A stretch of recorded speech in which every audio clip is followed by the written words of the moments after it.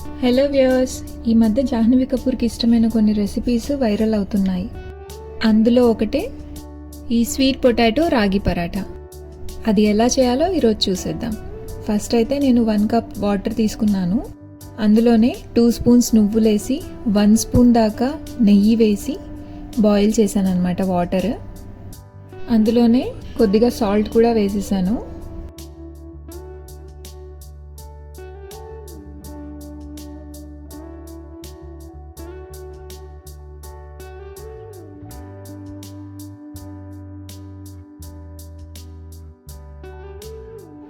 ఇలా బాయిల్ అవుతున్నప్పుడు 1 cup of రాగి ఫ్లోర్ వేసి వెంటనే విస్కర్తో అయినా కానీ వేరే ఏదైనా స్పాచులాతో అయినా కానీ కలిపేయచ్చు. విస్కర్తో కలిపితే ఏంటంటే తొందరగా కలిసిపోతుంది, జస్ట్ 1 మినిట్ కూడా పట్టదు.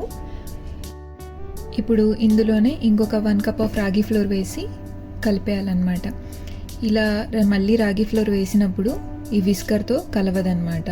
సో అది క్లీన్ చేసేసి ఇంకొక స్పాచులా తీసుకొని దాంతో కలిపేయాలన్నమాట. మళ్ళీ వాటర్ వేయాల్సిన అవసరం ఏముండదు, మనం ముందు వేసిన వాటరే సరిపోతుంది.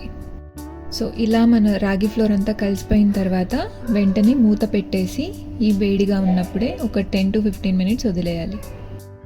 నేను స్వీట్ పొటాటోని ఇక్కడ ముందే ఆవిరి మీద ఉడికిచ్చేసానండి. 10 to 20 మినిట్స్ పట్టింది ఇది బాగా కుక్ అవ్వడానికి మొత్తము. ఇప్పుడు దీన్ని తీసుకొని బాగా ఒక ఫోర్క్తో మ్యాష్ చేసేద్దాం. రాగి పిండి చల్లారేలోపు దీంట్లో మసాలాస్ అన్నీ కలిపేసి స్టఫింగ్ అనేది రెడీ చేసేద్దాం. స్వీట్ పొటాటో మనకి లైట్గా స్వీట్నెస్ ఉంటుంది కాబట్టి దాన్ని బ్యాలెన్స్ చేయడానికి కారం కొంచెం ఎక్కువే పడుతుంది. సో అందుకు నేను 3 పచ్చిమిర్చి దాకా వేశాను దీంట్లో. అలాగే 1 స్పూన్ జీలకర్ర పొడి వేశాను, 2 స్పూన్స్ దాకా ధనియా పౌడర్ వేశాను.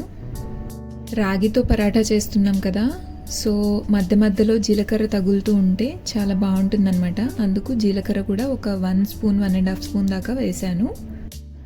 కొద్దిగా కొత్తిమీర, ఒక 1 స్పూన్ దాకా అల్లం వెల్లుల్లి పేస్ట్ కూడా వేసి బాగా కలిపేయాలన్నమాట.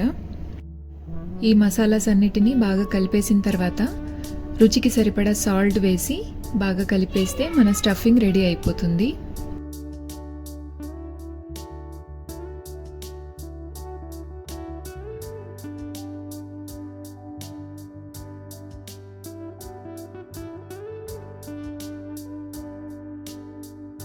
ఇక మన స్టఫింగ్ అయితే రెడీ అయిపోయిందండి.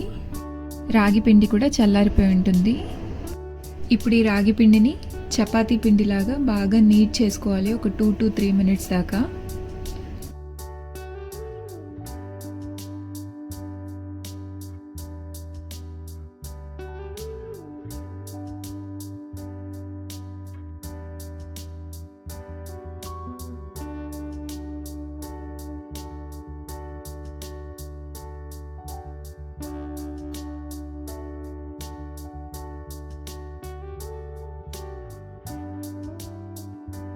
ఇలా నీట్ చేసుకున్న తర్వాత పిండి బాగా సాఫ్ట్ అయిపోతుంది.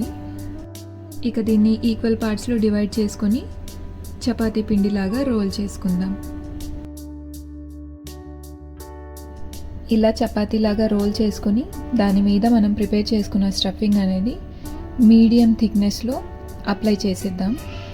ఈ స్టఫింగ్ అనేది ఇలాగే చేసుకోవాలని ఏం లేదండి, మీకు ఎలా కంఫర్ట్ అయితే అలా చేసుకోవచ్చు. అంటే ఆలు పరాటా లాగా కూడా చేసుకోవచ్చు. సేమ్ నాకు ఇది ఈజీ అనిపించింది కాబట్టి నేను ఇలా చేస్తున్నాను. ఇప్పుడు అలా అప్లై చేసుకున్న తర్వాత ఇంకొక రోల్ చేసుకున్న రాగి చపాతీ దాని మీద పెట్టేసి సైడ్స్ అన్నీ కవర్ చేసేస్తున్నాను అనమాట, స్టఫింగ్ బయటికి రాకుండా. ఇప్పుడు లైట్ ప్రెషర్తో ఒకసారి 2 వైపులా రోల్ చేసేస్తున్నాను, ఇది విడిపోకుండా ఉండడానికి.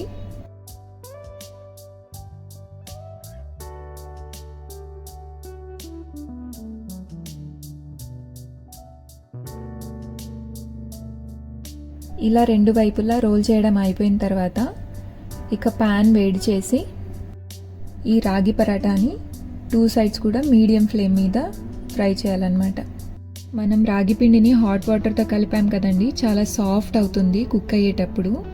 సో దాన్ని జాగ్రత్తగా తిప్పాలన్నమాట. ఒకేసారి హై ఫ్లేమ్ మీద కుక్ చేస్తే ఈ రాగి పిండి అనేది పచ్చి పచ్చిగా ఉంటుందన్నమాట. లోపల స్టఫింగ్ అయితే మనకి సపరేట్గా కుక్ అవ్వాల్సిన అవసరం ఏం లేదు కాబట్టి పైన రాగి పిండి మాత్రం కుక్ అయితే చాలు, ఆటోమేటిక్గా లోపల కూడా స్టఫింగ్ కుక్ అయిపోతుంది. ఈ రాగి పరాటా ఇలా మొత్తం కుక్ అయిపోయిన తర్వాత 2 సైడ్స్ కూడా కొద్దిగా నెయ్యి వేసి ఒక 2 మినిట్స్ 2 వైపులా ఫ్రై చేస్తే అంతే, మన స్వీట్ పొటాటో రాగి పరాటా రెడీ అయిపోతుంది. దీన్ని పెరుగులో కొద్దిగా చాట్ మసాలా కారం వేసి సర్వ్ చేస్తే చాలా బాగుందండి. ఈ వీడియో మీకు నచ్చినట్లయితే లైక్ చేయండి, షేర్ చేయండి, సబ్స్క్రైబ్ చేయండి. Thanks for watching.